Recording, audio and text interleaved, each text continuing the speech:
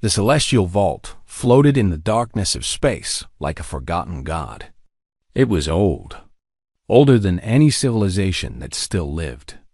It circled a dead star that gave no light, and for millions of years, it had kept its secrets locked away from the galaxy. Danny Marsh pressed his face closer to the observation window of the research vessel.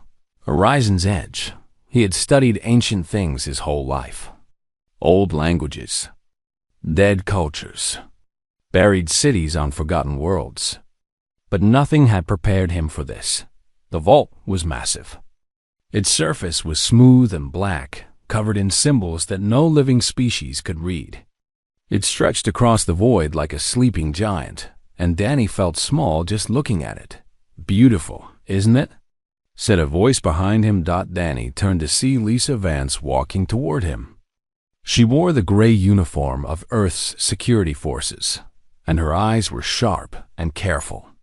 She had been assigned to protect him on this mission, though Danny still was not sure what they were supposed to be doing here. "It's terrifying," Danny admitted. "In a beautiful way." Lisa smiled. "That's the most honest thing anyone has said since we got here." The Horizon's Edge was not alone. A dozen ships from different species surrounded the vault, all keeping a safe distance. The Galactic Council had sent representatives from every major civilization. The Velthori, the Drenari, the Lithori, even the mysterious Keleth had sent observers. Everyone wanted to know what was inside the vault, but no one could get in. Danny had read the reports. For 300 years, species had tried to enter the celestial vault.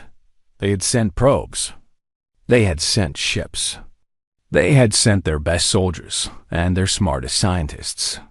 Every single attempt had failed. The vault was protected by an energy barrier that destroyed anything that came too close. The barrier had a message. It appeared in every known language whenever someone approached. The message was simple. No one may enter without authorization. No one knew who had built the vault. No one knew what authorization meant. And no one knew why the precursors, as the builders were called, had left such a thing behind. Until now, humans had not been invited to try. Humanity was still new to the galactic community. They were considered a minor species, too young and too primitive to matter. But someone on the council had suggested giving them a chance, and so Danny and Lisa had been sent. The conference room on the Horizon's Edge was crowded with aliens when Danny arrived for the morning briefing. Ambassador Keth Ryle of the Velthori stood at the front. She was tall and thin, with a body like an insect and eyes that reflected light in strange ways. Beside her stood Commander Zorath of the Drenari. He was reptilian, with green scales and a mouth full of sharp teeth. He looked at Danny with open suspicion. "The humans are here," Zorath said. His voice was cold.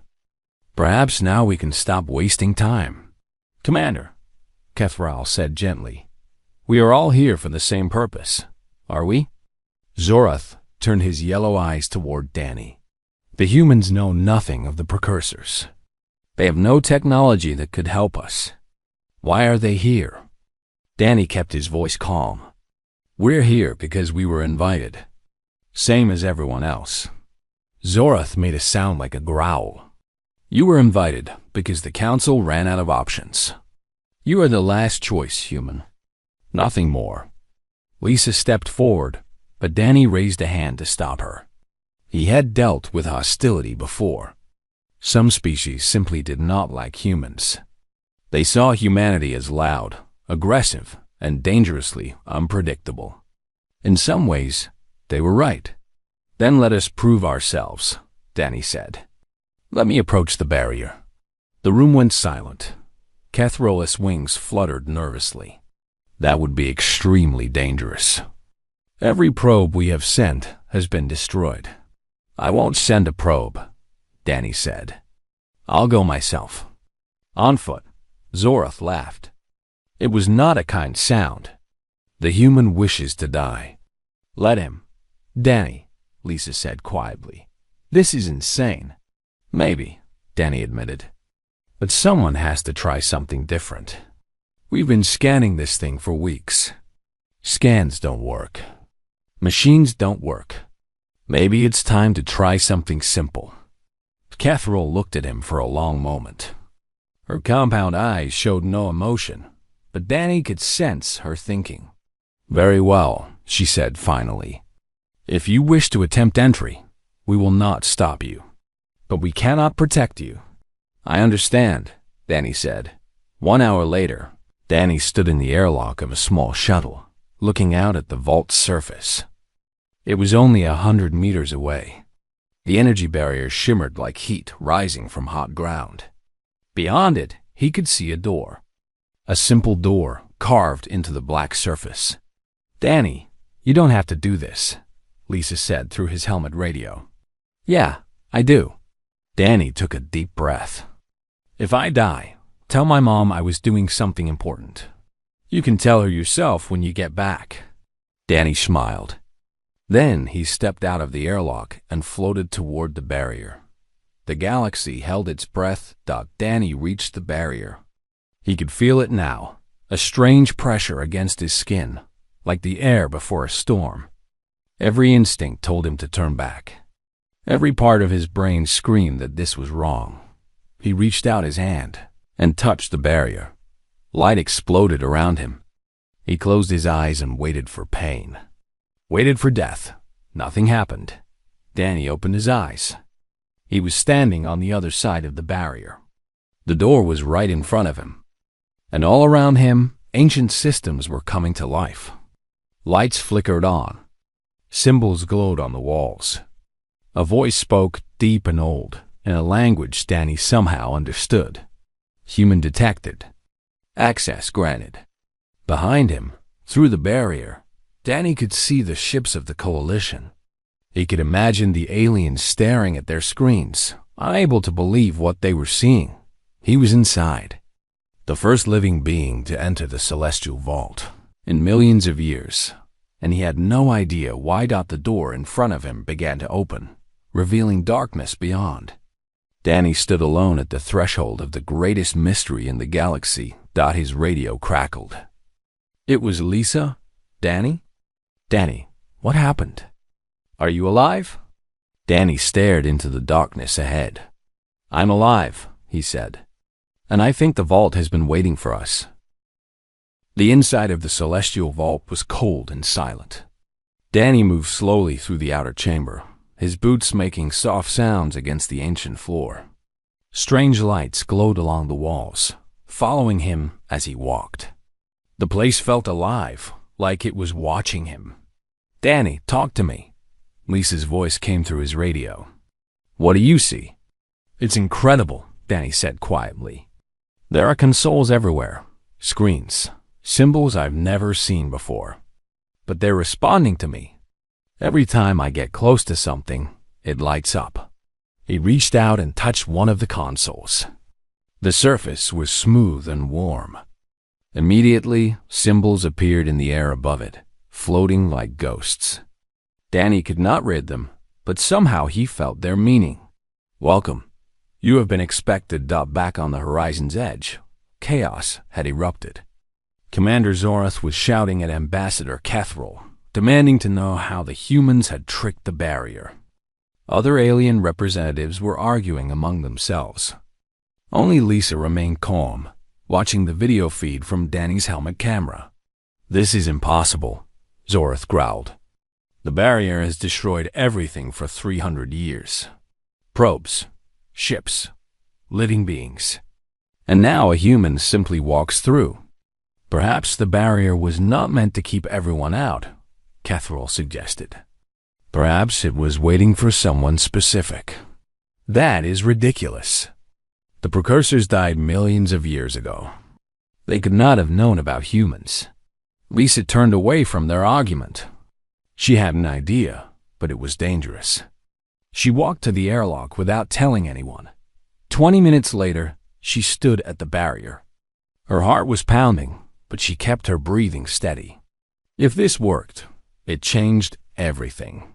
If it failed, she would be dead. She stepped forward. The barrier let her through. Lisa opened her eyes to find herself standing next to Danny inside the vault. He stared at her with wide eyes. "Lisa? How did you—" "Same way you did," she said. "I walked." Danny shook his head in amazement. "It's not just me. It's all of us. It's humans." The news spread through the Coalition fleet within minutes. 2 humans had entered the vault. The barrier that had stopped every species in the galaxy had simply opened for them.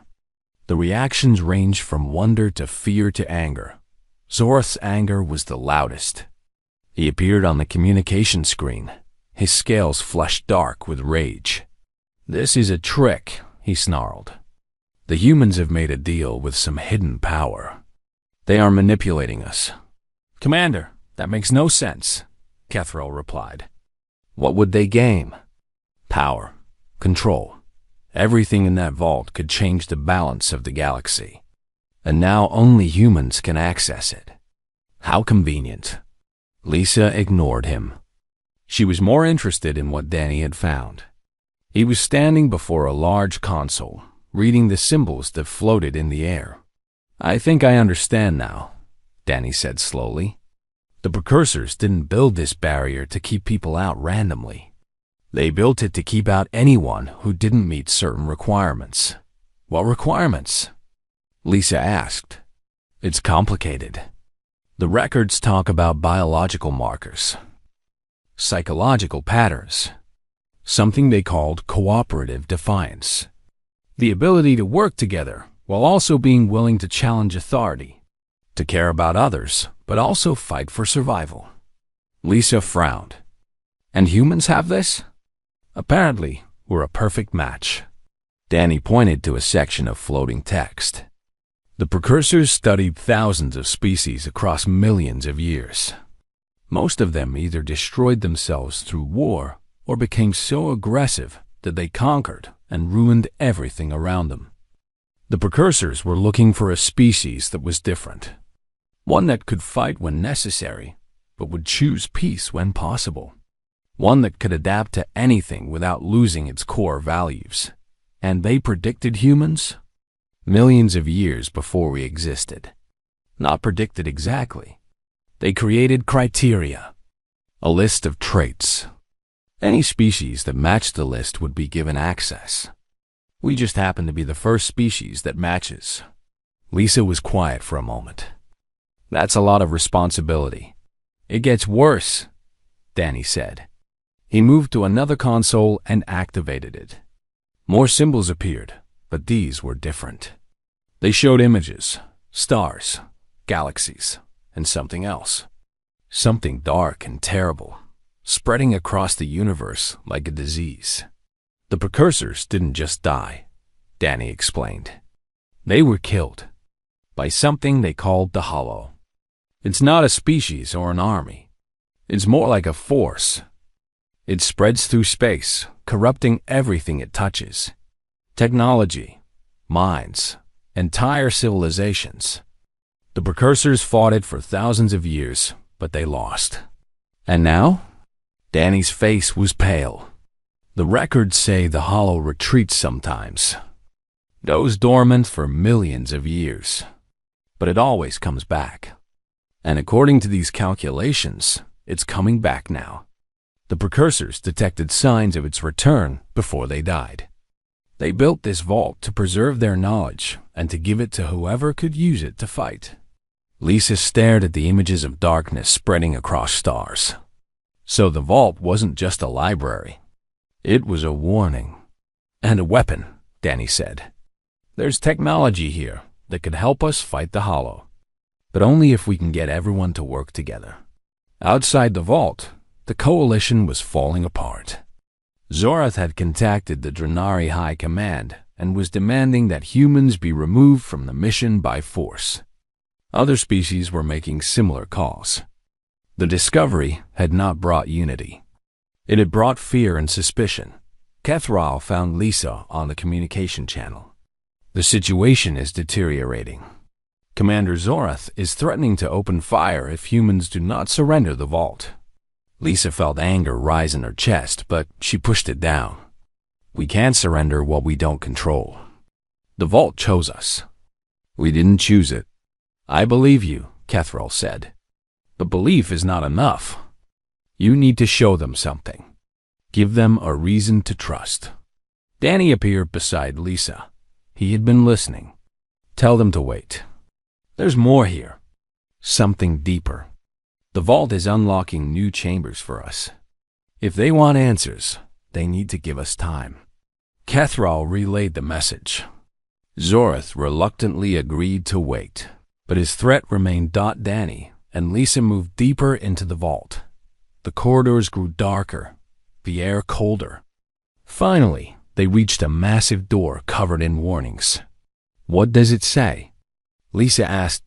Danny read the symbol slowly. It says that beyond this door is the inner sanctum, the true heart of the vault. But to enter, we have to pass a trial. A test created by the precursors to judge whether we are truly worthy. What kind of test? It doesn't say. Only that no species has ever survived it. Lisa looked at the door, then at Danny. Do we have a choice? The Hollow is coming. If we don't find what's in there, everyone dies. Humans, Volthari, Dronari, everyone. Lisa nodded slowly. She had been a soldier for 10 years.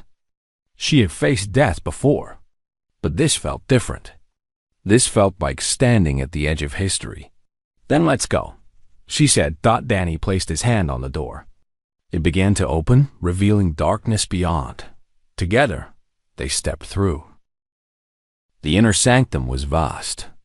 Danny and Lisa stood at the entrance, looking up at a ceiling so high it disappeared into darkness. Strange machines lined the walls, silent and waiting. In the center of the chamber, something moved. It was not solid. It was made of light and geometry, constantly shifting and changing shape. One moment, it looked like a sphere. The next moment, it was a cube. Then a pyramid. Then something that hurt to look at. I am the Guardian, it said. Its voice came from everywhere at once. I have waited 17 million years for someone to reach this place. You are the first. Danny stepped forward carefully. We came looking for answers. The records outside talk about something called the Hollow. We need to know how to stop it. Many have sought the knowledge within this vault, the Guardian replied. All have failed. To access the true archive, you must prove that you are worthy. You must pass the 3 trials. Lisa's hand moved toward her weapon, but she stopped herself. Weapons would not help here. What kind of trials? She asked. The trials test the core of your being. Your memories. Your choices. Your unity. The precursors designed them to separate the worthy from the unworthy. Many species possessed great intelligence. Many possessed great strength. But few possessed the qualities needed to stand against the darkness. The Guardian's form shifted again, and suddenly the chamber changed. The walls fell away, replaced by stars and void. Danny and Lisa found themselves standing on nothing, surrounded by infinity. The first trial is memory, the Guardian announced. You will face your deepest pain. You will speak a truth you have never spoken. Only through honesty can you proceed. The stars twisted, and Danny was alone. He was standing in a hospital room. The smell of medicine and death filled his nose.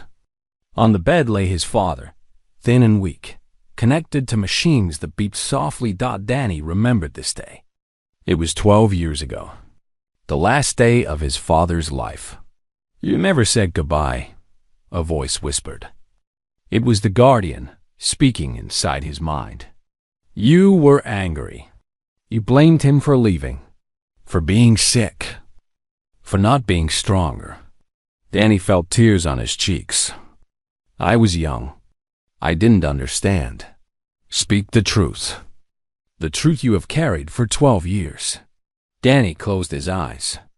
The weight of old grief pressed down on him. I was afraid, he finally said. I wasn't angry at him. I was afraid of losing him. And I couldn't say it. I couldn't tell him I loved him because I was too scared. And then he was gone. The hospital room faded. Danny found himself back in the chamber, gasping for breath. Lisa appeared beside him moments later. Her face was wet with tears, too. "What did you see?" he asked. "My sister," Lisa said quietly. "The accident. I was driving." She did not say more, and Danny did not ask. The guardian's voice returned. "You have passed the first trial. You faced your pain without hiding from it. You spoke truth without shame. This is rare. Most beings cannot bear to see themselves clearly." The chamber shifted again. This time, Danny and Lisa found themselves standing before two doors. Between the doors stood a figure. It looked human, but its eyes were empty. "The second trial is choice," the guardian said. "Before you are two paths. Through the left door lies power, the knowledge of the precursors, given freely with no cost. Through the right door lies nothing. You will leave this place with empty hands. What's the catch?" Lisa asked. The figure between the doors smiled. It was not a kind smile. "The left door requires a sacrifice. An innocent being has been placed in a chamber deep within the vault. If you choose the left door, that being will die. Their life will pay for your power." Danny felt sick. "Who is it? Does it matter?" "You do not know them. You will never meet them. Their death will be quick and painless. And in exchange, you will gain the tools to save billions of lives." Lisa's jaw tightened. "No. Think carefully," the guardian said. "The Hollow is coming. Without the precursor's weapons, your galaxy will fall. Trillions will die. Is one life worth so many?" Danny looked at Lisa. She looked back at him.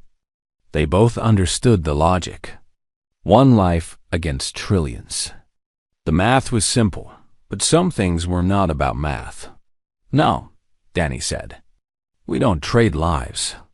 If we start making those calculations, we become the thing we're fighting against, even if it means failure, even if it means death for everyone you love. Even then," Lisa said, "we'll find another way. We always do." The figure between the doors vanished. The doors disappeared. The guardian's voice was different now, warmer. "You have passed the second trial. Many species chose power. They told themselves it was necessary. They were wrong. The precursors learned that the Hollow does not corrupt through weakness. It corrupts through compromise. Once you sacrifice your values, you have already lost." The chamber shifted one final time. Now Danny and Lisa stood on a platform floating in a void. Around them were scattered pieces of something. Metal, crystal, strange materials that glowed with inner light. "The third trial is unity," the guardian announced. "Before you is a puzzle. It cannot be solved by one being alone. It requires communication, trust, and the willingness to fail together. You have 1 hour. Begin." Danny looked at the pieces. There were hundreds of them. They seemed to fit together somehow, but every time he thought he understood the pattern, it changed. "This is impossible," he muttered. "That's the point," Lisa said. She picked up a piece and examined it. "We're not supposed to solve it through genius. We're supposed to solve it together." They started working. Danny suggested connections. Lisa tested them. Some worked. Most did not. They argued. They got frustrated. But they kept talking. After 30 minutes, they had assembled a small section. It glowed when completed. It responds to cooperation, Danny realized. The more we work together, the easier it gets. They adjusted their approach. Instead of trying to solve the whole puzzle, they focused on small sections. Danny would describe what he saw.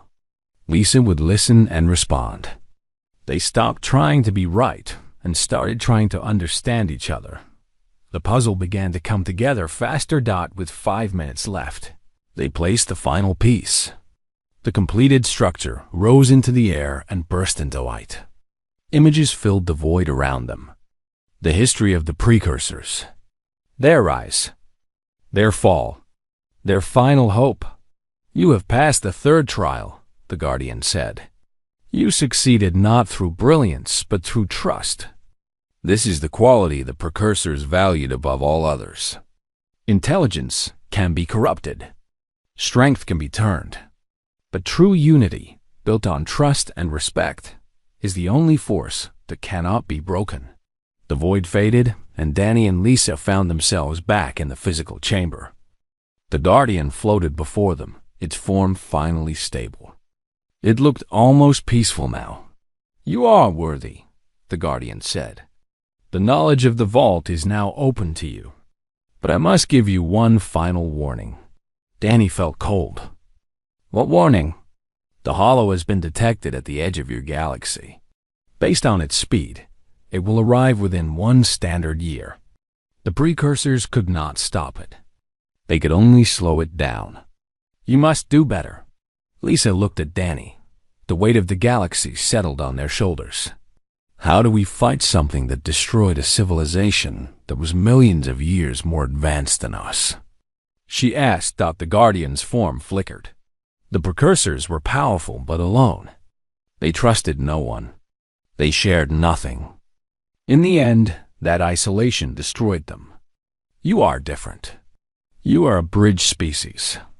Your strength lies not in what you are, but in what you can bring together. Danny understood. The real weapon was not in the vault. The real weapon was outside, waiting to be built. We need to unite the galaxy, he said. Yes, the Guardian replied. And you must begin now. Time is short. The doors of the inner sanctum opened, and light flooded in from beyond. The Galactic Council chamber on Accord Prime was filled with tension. Representatives from over 50 species sat in a massive circular hall, their voices rising and falling in waves of argument. Holographic displays showed the data that Danny and Lisa had brought from the vault. Images of the hollow spreading across distant stars. Records of civilizations that had been consumed. Warnings written by beings who had died 17 million years ago.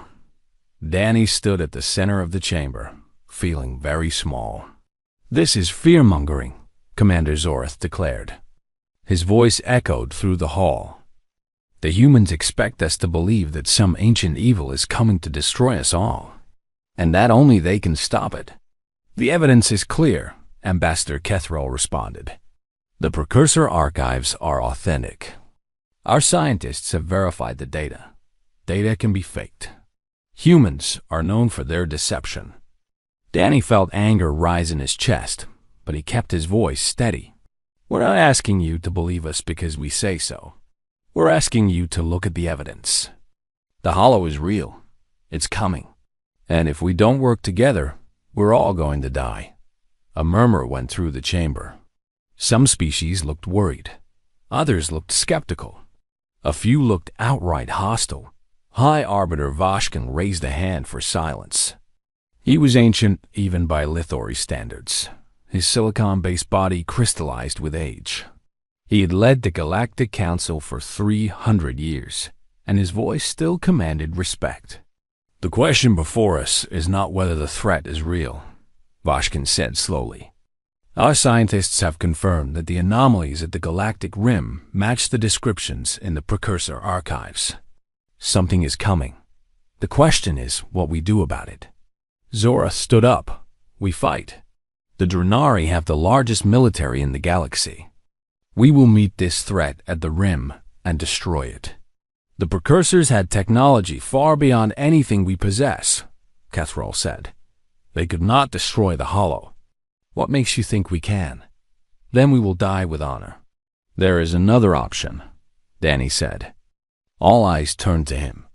The precursor archives contained defensive technologies, weapons, shields, strategies, things that could help us fight the hollow. But more importantly, they contain information about what the hollow actually is. It's not just a force of destruction.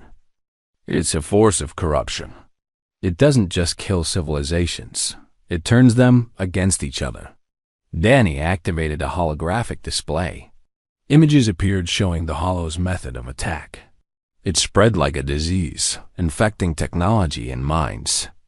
It found weaknesses in societies and exploited them. Fear, greed, hatred, division.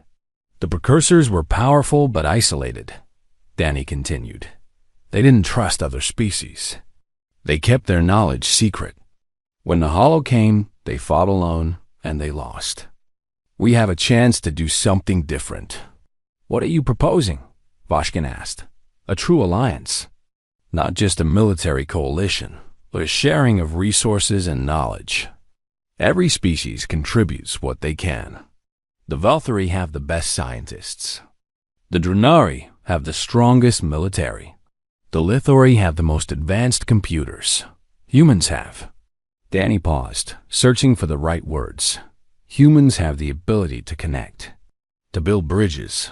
That's why the vault opened for us. Not because we're special, but because we're supposed to bring everyone together. Zorath laughed. It was a harsh sound. You expect us to trust humans with the leadership of a galactic defense? Your species has been part of the community for less than a century. You know nothing of our history, our conflicts, our ways. You're right, Lisa said. She stepped forward to stand beside Danny. We don't know your history, but maybe that's exactly why we can help. We don't have ancient grudges. We don't have old enemies. We can see all of you clearly because we're not blinded by the past. Pretty words, Zorath said, but words are cheap. Then let us prove ourselves with actions. Admiral Carla Webb appeared on a holographic screen. She had been listening from Earth, waiting for the right moment. The human government is prepared to share everything we have learned from the vault. Every piece of technology, every strategy, every secret. We will give it freely, with no conditions. The chamber went silent. No conditions? Kethril asked. You would give away such power? It's not about power, Admiral Webb said. It's about survival. The Hollow doesn't care about politics or territory. It wants to consume everything. If we fight each other for control of the precursor knowledge, we've already lost. Voshkin leaned forward. This is an unusual offer. In my 3 centuries, on this council, I have never seen a species give away such an advantage. Humanity isn't looking for advantages, Danny said. We're looking for allies, partners, friends, if possible. The vault chose us because we're supposed to be a bridge. Let us do what we were chosen for. A small voice spoke up from the crowd. It was Nirasol, a young Velthari scientist who had been observing the mission from the beginning. I was there, she said. I watched through the monitors when the humans faced the Guardians' trials. I saw them refuse power when it meant sacrificing an innocent. I saw them work together when the puzzle seemed impossible. They didn't cheat. They didn't lie. They just tried to do the right thing. Zorath turned toward her. You speak out of turn. Someone has to, Nirasol replied. Her wings trembled, but her voice was steady. We have spent centuries fighting over territory and resources. We have built walls between our species based on fear and suspicion. And where has it gotten us? We are divided, weak, easy prey for something like the Hollow. The Drenari are not weak, Zorath growled. Alone, we are all weak, Nirasol said. Together, we might be strong enough. The chamber erupted in argument. Species shouted at each other. Old grudges surfaced. But underneath the noise, Danny could feel something shifting. Seeds of doubt in the old ways. Seeds of hope in something new. Vosh single quotes can raised his hand again. Slowly, the chamber quieted. We will vote, he announced. The proposal is this: to form a joint defense coalition against the Hollow, with humans serving in a leadership role as coordinators and bridges between species. All technology and knowledge will be shared freely. All species will contribute according to their abilities.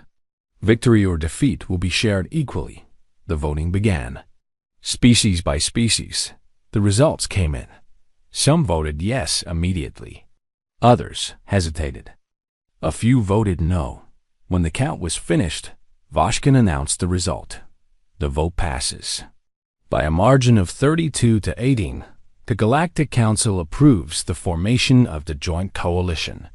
Danny felt relief wash over him, but it was mixed with fear. They had won the vote, but the real battle was just beginning.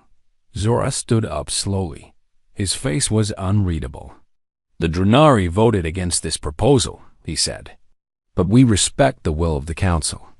We will contribute our military forces to the coalition. He paused, then looked directly at Danny. But know this, human. If you fail us, if this is some trick or scheme, the Drenari will remember, and we do not forget. Danny met his gaze without flinching.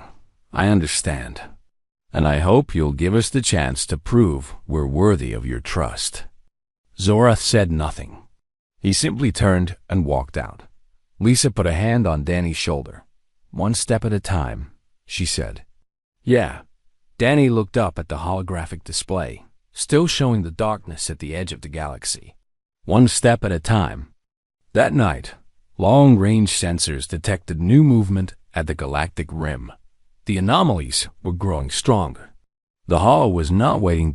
It was coming faster than anyone had predicted. 6 months had passed since the coalition was formed.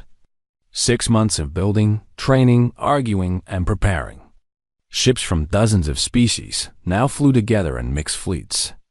Scientists from different worlds worked side by side in shared laboratories. Old enemies learned to trust each other.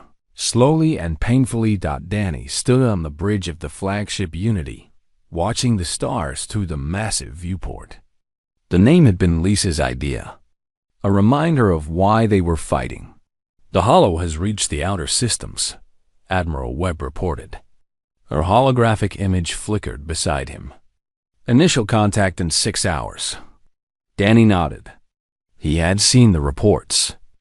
Colony worlds at the galactic rim had gone silent one by one. Ships sent to investigate had either been destroyed or had stopped responding entirely. The few transmissions that came through before the silence were terrifying. Screams, confusion, friends turning against friends as the Hollow infected their minds. Are the fleets in position? Danny asked. All 47 species have contributed forces. It's the largest military gathering in galactic history. Admiral Webb paused. It's also the most fragile. One wrong move, and old tensions could tear us apart. Then, we don't make wrong moves. Lisa appeared at Danny's side. She had been coordinating with the ground forces, making sure every species understood their role. The Drenari are getting restless, she said. Zorath wants to attack immediately. He says waiting is cowardice. Zorath always wants to attack, Danny said. That's why we need him on our side, instead of leading by himself. The coalition had been difficult to build.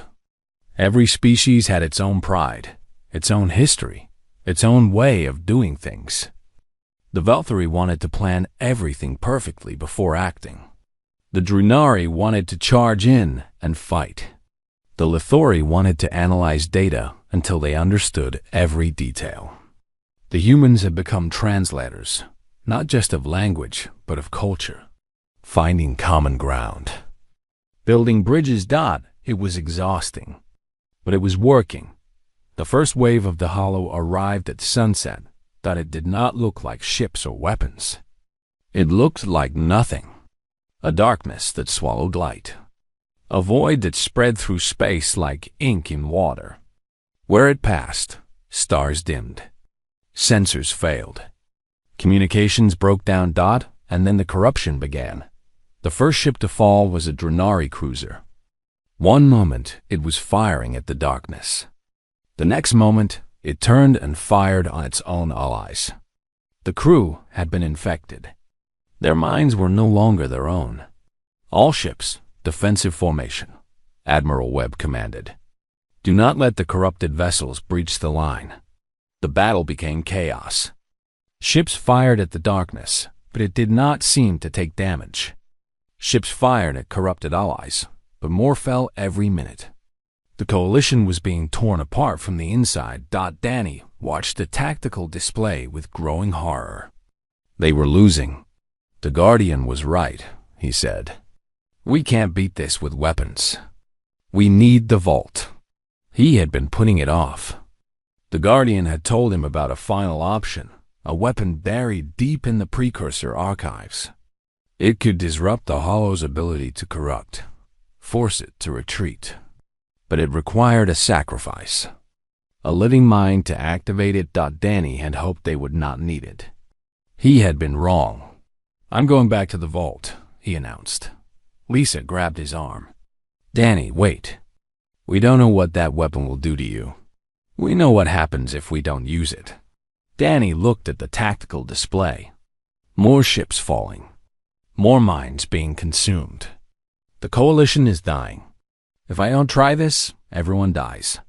Then I'm coming with you. Lisa, don't argue.